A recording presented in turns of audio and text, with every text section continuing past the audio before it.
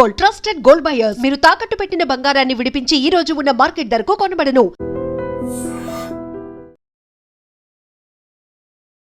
నమస్తే, welcome to iDream. ఇప్పుడు November లో బైపోల్ జరగబోతోంది. అది జూబ్లీ హిల్స్ బైపోల్ రాబోతోంది కాబట్టి ఆల్మోస్ట్ అన్ని పార్టీస్ కూడా కసరత్తు మొదలు పెట్టేశాయి, గ్రౌండ్ వర్క్ చేసుకుంటున్నాయి, అట్లాగే సర్వేస్ కూడా చేసుకుంటున్నాయి.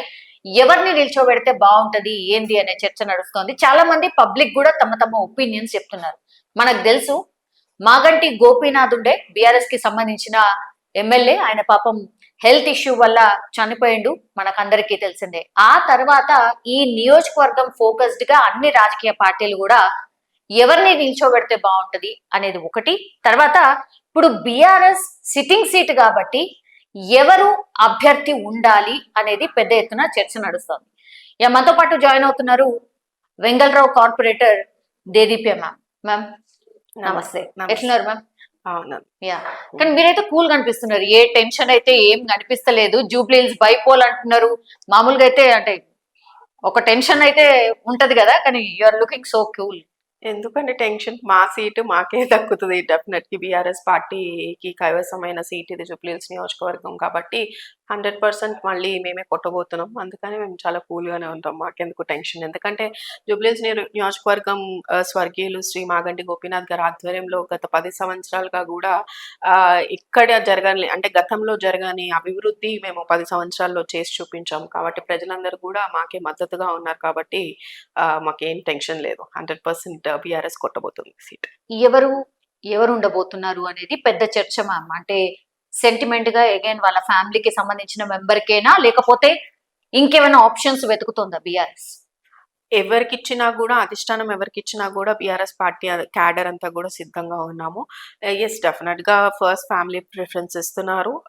100% ఫ్యామిలీకి ఇవ్వనివ్వండి, లేదంటే ఎవరికైనా ఇవ్వనివ్వండి, కానీ బీఆర్ఎస్ పార్టీ అధిష్టానం ఎవరికి ఇచ్చినా కూడా క్యాడర్ అంతా కూడా పనిచేయడానికి రెడీగా ఉన్నారు. అండ్ మెయిన్గా చెప్పాలంటే మాగంటి గోపీనాథ్ గారి ఆధ్వర్యంలో జూబ్లీస్ నియోజకవర్గంలో బలమైన క్యాడర్ని ఏర్పరచుకోవడం జరిగింది. మీరు చూసుకుంటే కూడా ఏదైతే కాంగ్రెస్ నాయకులు కానీ, లేకపోతే మొన్న నుంచొని ఓడిపోయిన వాళ్ళు కానీ ఎవరైనా సరే కూడా వాళ్ళు పబ్లిక్ లో లేరు. గత 18 నెలలు పాలన, కాంగ్రెస్ పాలనలో కూడా మీరు చూసుకుంటే ఏ లీడర్ కూడా పబ్లిక్ లో అందుబాటులో లేరు. ఈ రోజు వరకు కూడా అందుబాటులో ఉండేది కేవలం బీఆర్ఎస్ నాయకులు, కార్యకర్తలు, మేము కార్పొరేటర్లుగా మేము అందుబాటులో ఉన్నాము.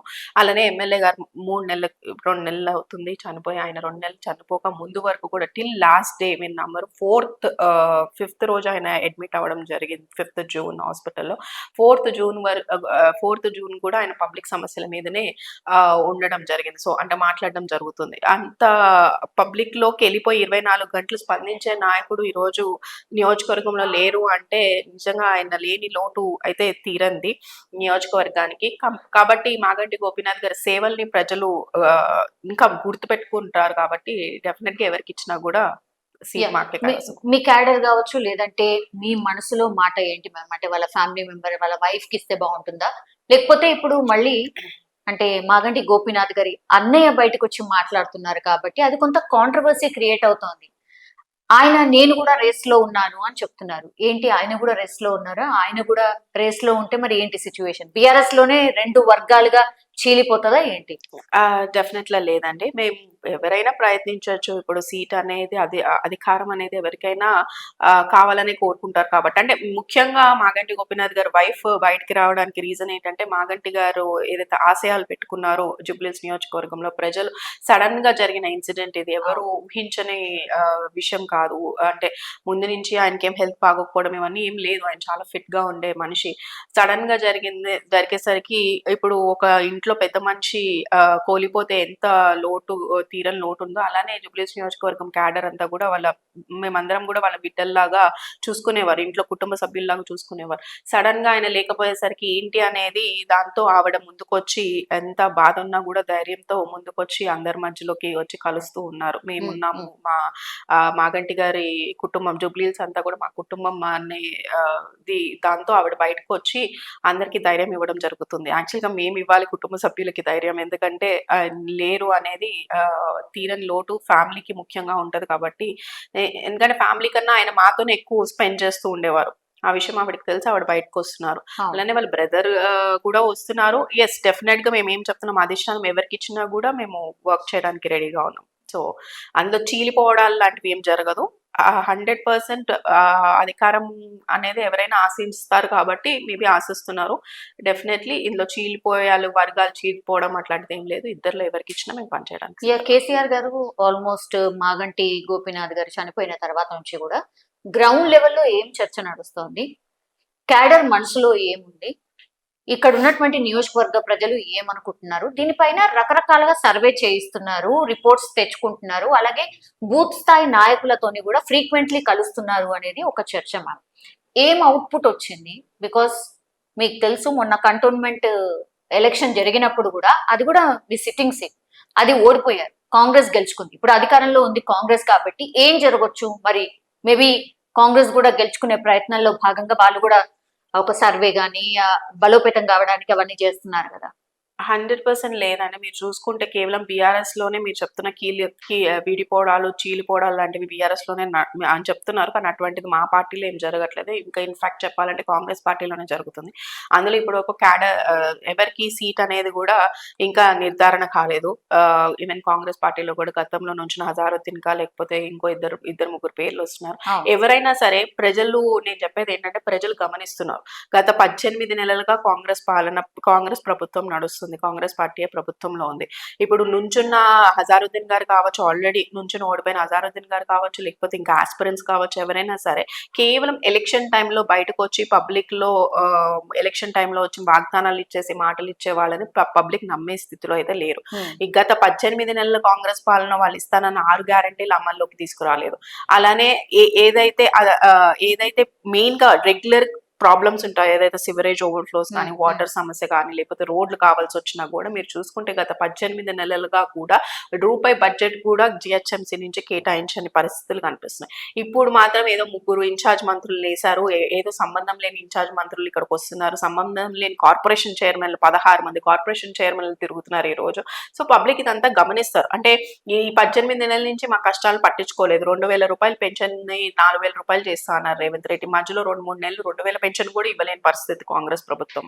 అట్లా కొన్ని చాలా, ఏదైతే 2500 మహిళా భృతి ఇస్తా అన్నారు, అది ఇప్పుడు వరకు దాని యాసే లేదు అసలు. దాని గురించి బడ్జెట్ లో కూడా పెట్టలేని సిచ్యువేషన్ లో వాళ్ళు ఉన్నారు. అదే కళ్యాణ లక్ష్మి, షాదీ ముబారక్ చెక్కులు మాగంటి గోపీనాథ్ గారు ఉన్నప్పుడు వార్డుకి వచ్చి ఇంటింటికి మేము పంచేవాళ్ళం. దాంతో పాటు అడిషనల్ గా మాగంటి గోపీనాథ్ గారు సొంతగా ఆయన చేతిగా బహుమతి కూడా ఇచ్చేవారు చెక్ తో పాటు. ఆడపడుచుల్ని వాళ్ళ ఇంటి ఆడపడుచుల్లాగా భావించి అలా చెక్ తో పాటు సొంత ఖర్చుతో బహుమతులు కూడా పంచేవారు. సో ఈ ఆనవాయితీ అంతా పబ్లిక్ అలవాటు పడిపోయారు. మా అందరినీ ఏంటంటే ఒక కుటుంబ సభ్యుల్లాగా చూసుకున్నారు కాబట్టి మేమందరం కూడా అట్లనే కలిసిమెలిసి ఉండేవాళ్ళం. అందుకని ఇవన్నీ కూడా పబ్లిక్ గమనిస్తారు. ఇప్పుడు ఆ కళ్యాణ లక్ష్మి, షాదీ ముబారక్ చెక్ కావాలంటే ఖైరతాబాద్ మండల ఆఫీస్ లో గంటలు నుంచోనే పరిస్థితులు కనిపిస్తున్నాయి. కాబట్టి ఎమ్మెల్యే గారు ఉన్నప్పుడు, మా ప్రభుత్వం ఉన్నప్పుడు ఎలా నడిచింది, ఇప్పుడు ఎలా నడుస్తుంది అనేది పబ్లిక్ అందరూ చూస్తున్నారు. ముఖ్యంగా మీరే చెప్పారు, ఇక్కడ కూర్చుంటే దోమలు పెరిగిపోతాయి. అట్లా ప్రతిదీ, ఈవెన్ ఇంక్లూడింగ్ చిన్న శానిటేషన్ ఇష్యూ నుంచి తీసుకుంటే పెద్ద స్థాయి సంక్షేమ పథకాల వరకు చూసుకున్నా కూడా ఏది కూడా పబ్లిక్ సరైన దారిలో అందట్లేదు. ప్లస్ ప్రతి దాంట్లో కమిషన్స్ నడుస్తున్నాయి. ఈవెన్ కళ్యాణ లక్ష్మి, షాదీ ముబారక్ మీరు చూసుకుంటే చెక్కులు ఈ రోజు కాంగ్రెస్ నాయకులు, ఎవరైతే చిన్న బొట్టు కాంగ్రెస్ నాయకులు ఉంటారో వాళ్ళు కూడా పెద్ద లీడర్లు కాదు. ఆ లీడర్లు అని చెప్పుకుని ఏదో బయటకు, ఇప్పుడు అది కూడా ఈ ఎలక్షన్ ఎమ్మెల్యే గారు చనిపోయాక 2-3 months నుంచి బయటకి రావడం స్టార్ట్ చేస్తున్నారు. సో ఆ 2-3 months లోనే చాలా కరప్షన్ స్టార్ట్ అయిపోయినాయి. అంటే మేము ఇల్లు కట్ట దగ్గర మీరు గత 10 సంవత్సరాల్లో మీరు సర్వే చేయించవచ్చు, మీరు పర్సనల్ గా ప్రతి గుమ్మం వెళ్ళి అడగచ్చు. రూపాయి కరప్షన్ లేకుండా ఎమ్మెల్యే మాగంటి గోపీనాథ్ గారు కానీ, కార్పొరేటర్లు కానీ, లీడర్లు కానీ, నాయకులు కానీ, ప్రజల్ని ఇబ్బంది పాలు గురి చేసే నాయకులు కానీ, కార్యకర్తలు కానీ లేరు జూబ్లీహిల్స్ నియోజకవర్గం. అందుకనే ప్రజలు మమ్మల్ని వాళ్ళ ఇంటి మనుషుల్లాగా భావిస్తారు. ఎందుకంటే వాళ్ళని ఎప్పుడు ఇబ్బంది పెట్టే పరిస్థితులు కాదు. కానీ ఈ రోజు కాంగ్రెస్ నాయకులు ఎక్కడ ఇల్లు కట్టినా, ఇసుకేసినా, లేకపోతే ఈ పెన్షన్లు కావాలన్నా, బర్త్ సర్టిఫికేట్ కావాలన్నా, డెత్ సర్టిఫికేట్లు కావాలన్నా, కళ్యాణ లక్ష్మి, షాదీ ముబారక్లు అన్న ప్రతి దాంట్లో కమిషన్స్ తీసుకుంటున్నారు.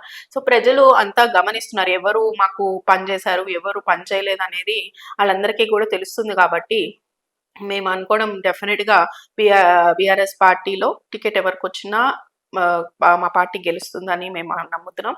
అలానే కాంగ్రెస్ కి గట్టి జవాబు ఇవ్వబోతున్నారు పబ్లిక్ ఈ ఎలక్షన్ లో. ఈ ఎలక్షన్ ద్వారా యావత్ రాష్ట్రానికి తెలిసొస్తుంది కేసీఆర్ గారిని ప్రజలు ఎంత ఎంత కోరుకుంటున్నారు అని. త్రిముఖ పోటీ ఉండబోతోందా, ద్విముఖ పోటీ ఉండబోతోందా? ఎందుకంటే ఈ మాట ఎందుకు అడుగుతున్నానంటే, మొన్ననే మనకు తెలుసు బీజేపీకి సంబంధించిన రాష్ట్ర అధ్యక్షులు రామచంద్రరావు గారిని గెలిపించుకున్నారు. సో ఆయనకు కూడా ఇప్పుడు కత్తి మీద సామ్ అంటారు కదా, ఆ టైప్ లోనే ఆయన కూడా వర్క్ చేయబోతున్నారు. మనకు తెలుసు సిటీ లోపల 48 కార్పొరేటర్స్ కూడా గెలిచిండ్రు. ఏం జరగొచ్చు? ఎందుకంటే బీజేపీ కూడా చాలా స్ట్రాంగ్ గా ఉంది హైదరాబాద్ లో అనేది కూడా మనకు తెలిసిందే. సో ఏం జరిగే ఛాన్సెస్ కనిపిస్తున్నాయి?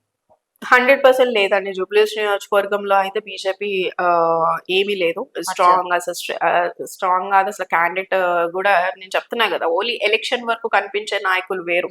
అలానే ప్రజల opposition, we are in opposition right now, but we still fight for public.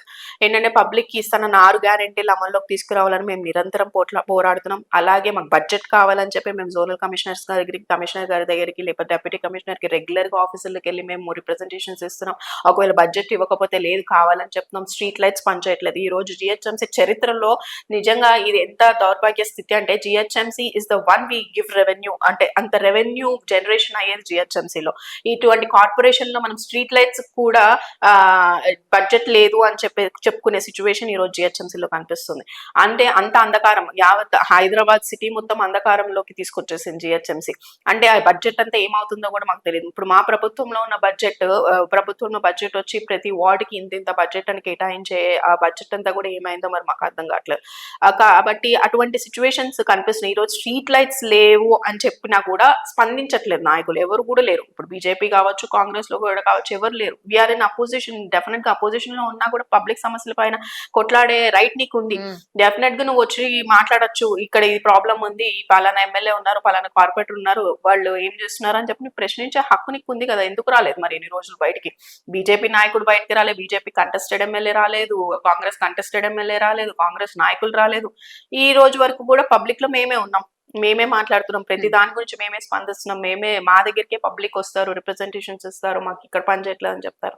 So దీన్ని బట్టి మీరు అర్థం చేసుకోవాలి, వాళ్ళు పోటీనే లేదంటున్నారా లేకపోతే త్రిముఖ పోటీ లేదంటున్నారా? త్రిముఖ పోటీ లేదు, పోటీయే లేదు. మాకు బీఆర్ఎస్ కి పోటీయే లేదని నా అభిప్రాయం జూబ్లీహిల్స్ నియోజకవర్గంలో. 3,20,000 30,000 అండి ఇక్కడ ఉన్నటువంటి 90,000, దగ్గర దగ్గర 4 లక్షల మంది. అందులో 1,10,000 మంది మైనార్టీస్ ఉన్నారు, 1,00,000 మంది ఐ థింక్ సెటిలర్స్ ఉన్నట్టున్నారు. తర్వాత మిగతాలు లోకల్ అంటే మనకు తెలుసు కదా, మేము అంత పెద్దవాళ్ళు, వాళ్ళు వచ్చి ఓటు వేయరు. సో మీరు డిపెండ్ కావాల్సింది, ఆర్ ఎనీ పార్టీ డిపెండ్ కావాల్సింది మాస్ ఏరియాస్ ఆర్ ఎవరైతే ఓటర్స్ ఉన్నారో వాళ్ళనే ప్రసన్నం చేసుకోవాలి. సో ఆల్రెడీ మీ కసరత్తు స్టార్ట్ అయిపోయిందా? స్టార్ట్ అయిపోయినాయా? బీర్లు బిర్యానీలు పెట్టాల్సిన అవసరం లేదు, అదే చెప్తున్నా అండి. ఇప్పుడు వరకు నేను మీకు ఎక్స్ప్లెయిన్ చేసింది అదే.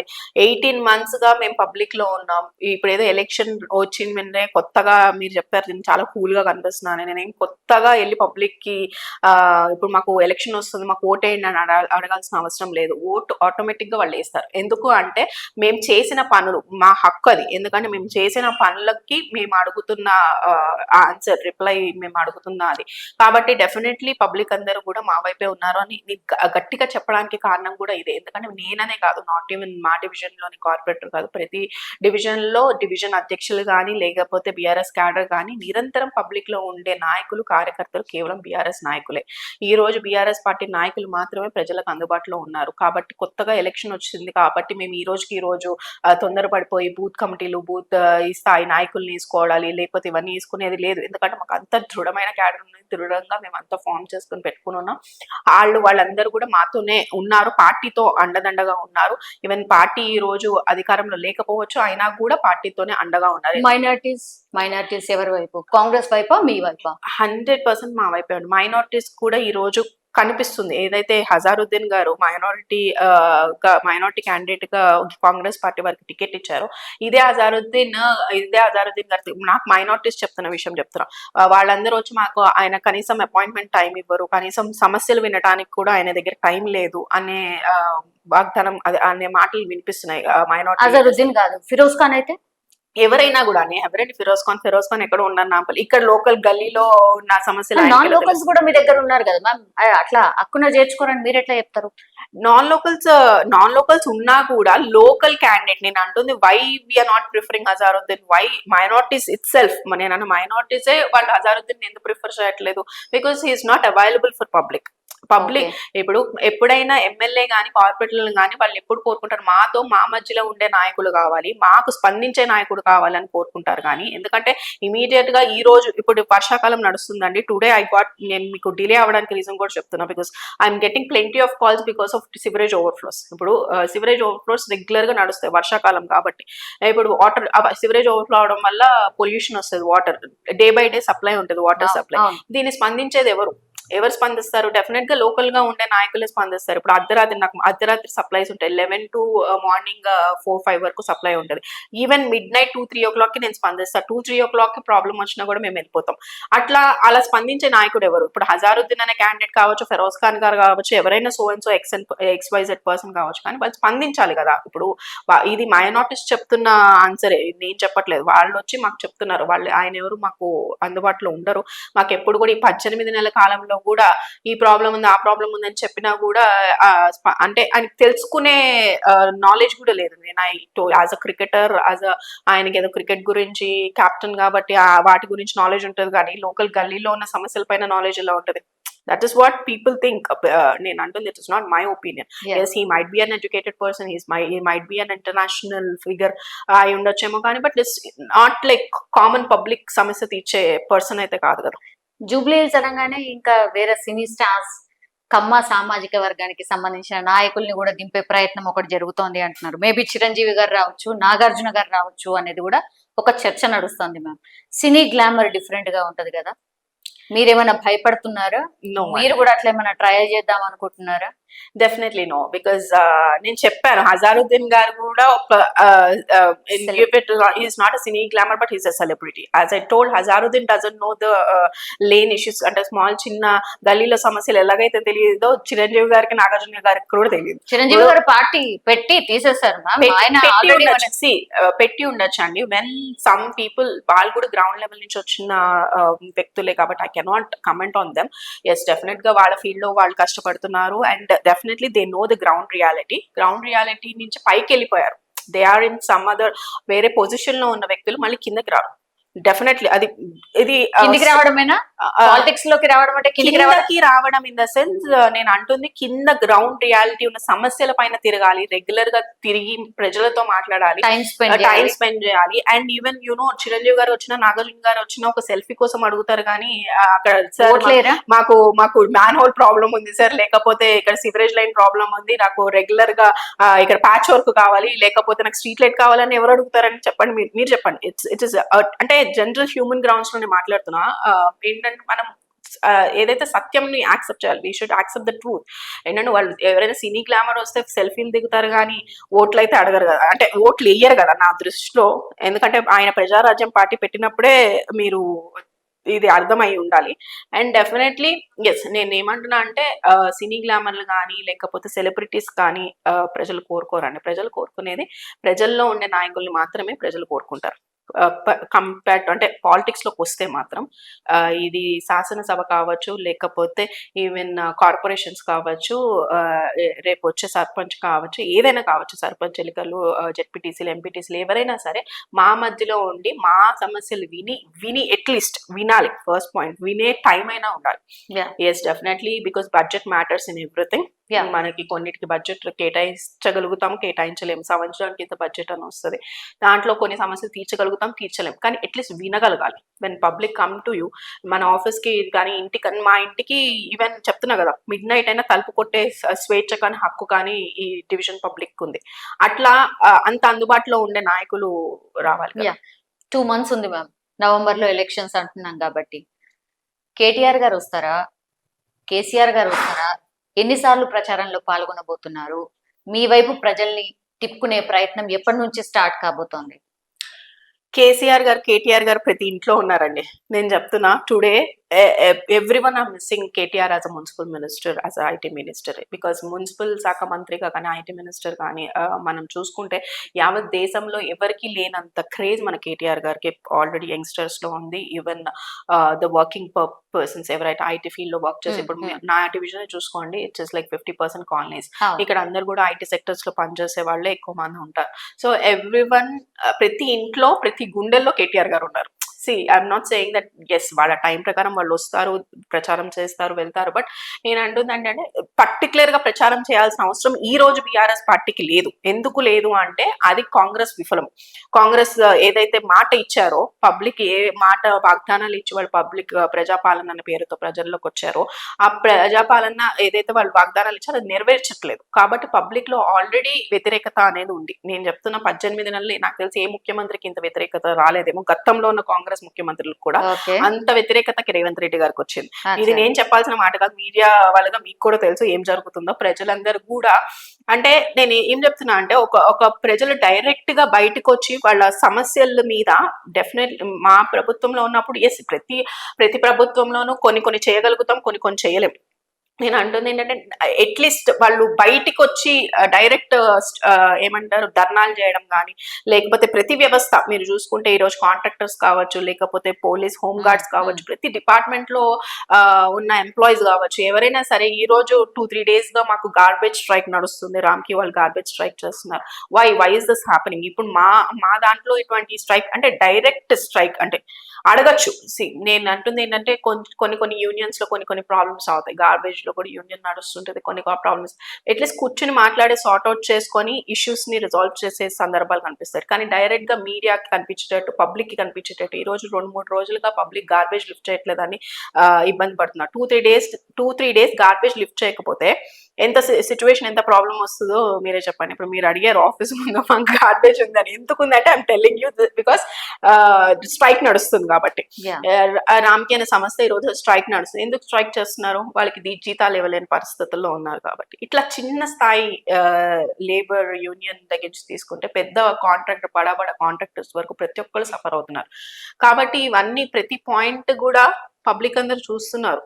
18 నెలల పాలనలో వాళ్ళు చేసింది లేదు, జస్ట్ మాటలు మాత్రమే చెప్తున్నారు. మైక్ తీసుకుంటే కేసీఆర్ గారు అది చేశారు, కేటీఆర్ గారు ఇది చేశారు, హరీష్ రావు గారు అది చేశారు. నువ్వేం చేసావు 18 నెలలుగా? నువ్వు గత ప్రభుత్వాన్ని విమర్శించవచ్చు. నేనేమంటున్నా, ప్రభుత్వాలు ఒక్కొక్క పార్టీని ఒక పార్టీ విమర్శించుకుంటారు. రాజకీయాలు విమర్శ వేరు. విమర్శతో పాటు అభివృద్ధి కనిపించాలి, విమర్శతో పాటు నీ సంక్షేమం కనిపించాలి. కానీ అవి కనిపించట్లేదు కదా.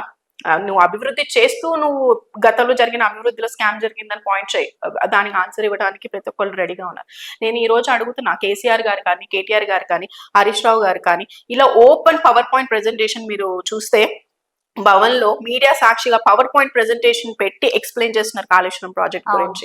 పవర్ పాయింట్ ప్రెజెంటేషన్ పెట్టి ఎక్స్ప్లెయిన్ చేస్తున్నారు ఈ ఫార్ములా కార్ రేస్ గురించి. వాళ్ళు విమర్శ చేసే ప్రతి ఒక్క పాయింట్ మీద ఇంత ఓపెన్ గా వాళ్ళు ఎక్స్ప్లెయిన్ చేయగలిగే అంత సబ్జెక్ట్ ఉన్నప్పుడు నువ్వు ఎందుకు బయటికి బహిరంగంగా డిబేట్ పెట్టమన్నారు?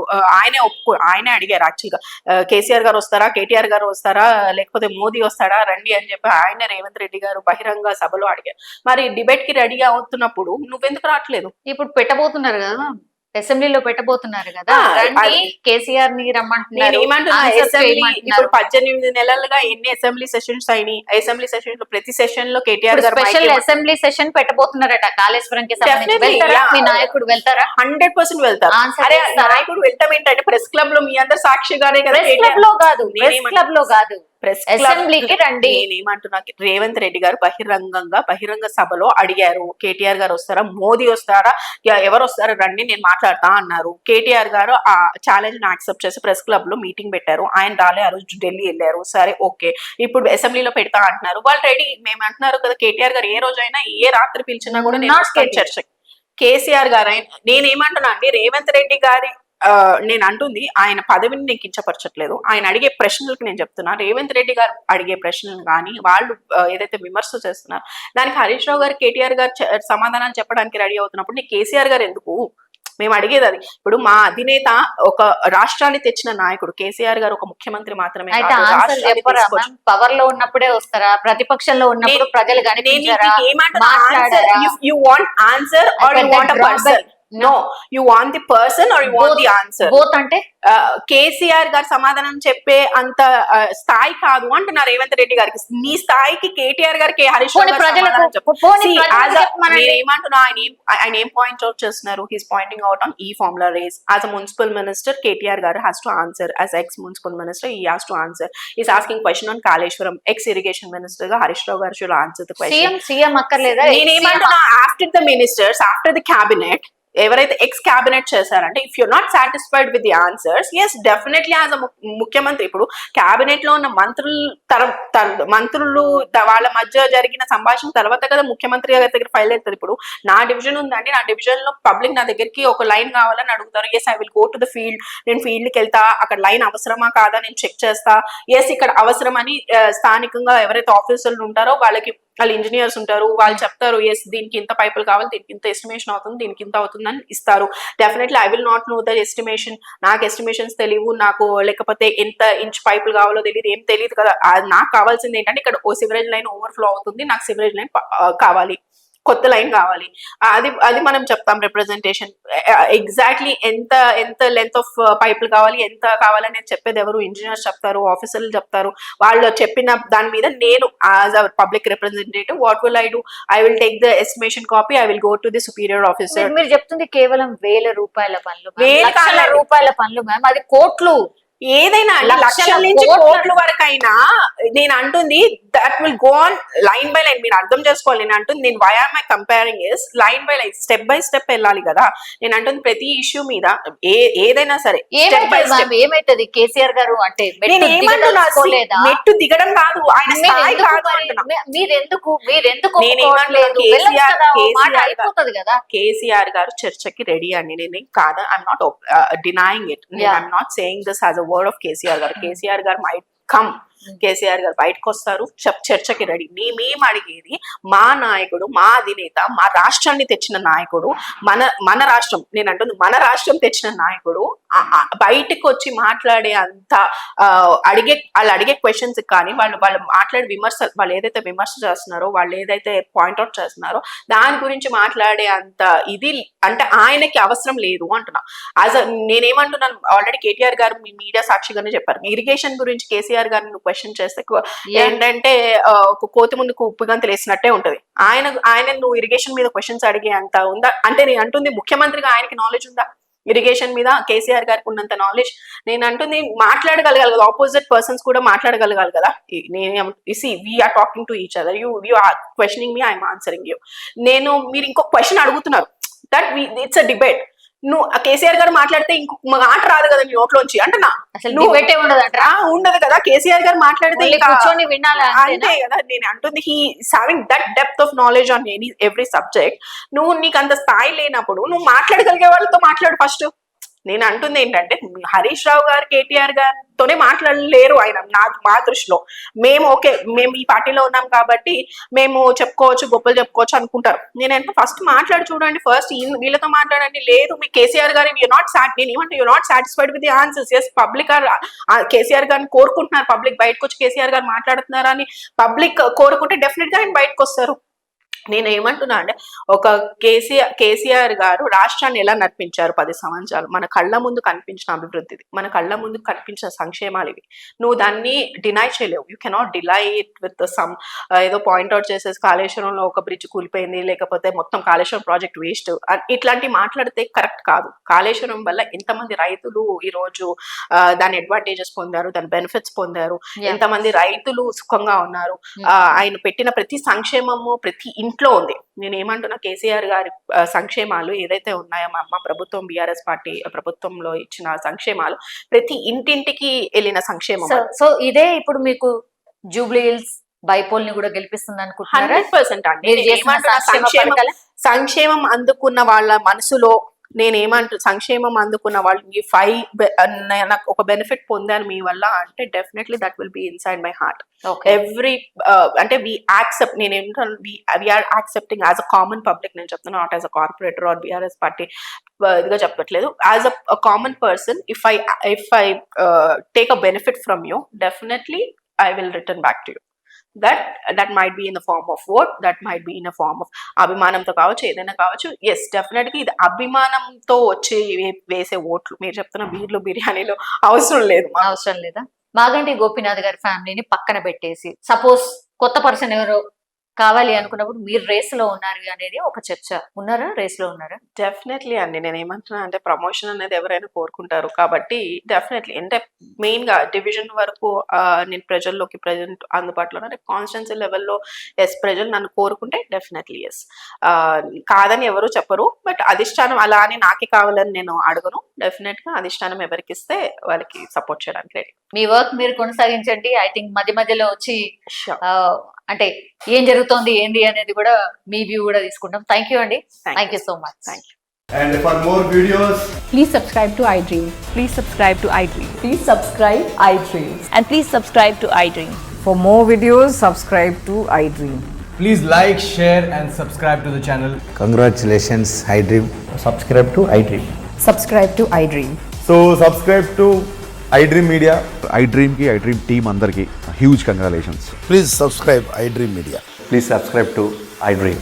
Subscribe iDream. Please subscribe to iDream. iDream అంటే నా కళల ఛానల్ను సబ్స్క్రైబ్ చేసుకున్న నోరు తిరుగుతలేదు. మీరైతే గంట గుర్తు కొట్టండి. For more such videos, please subscribe to iDream.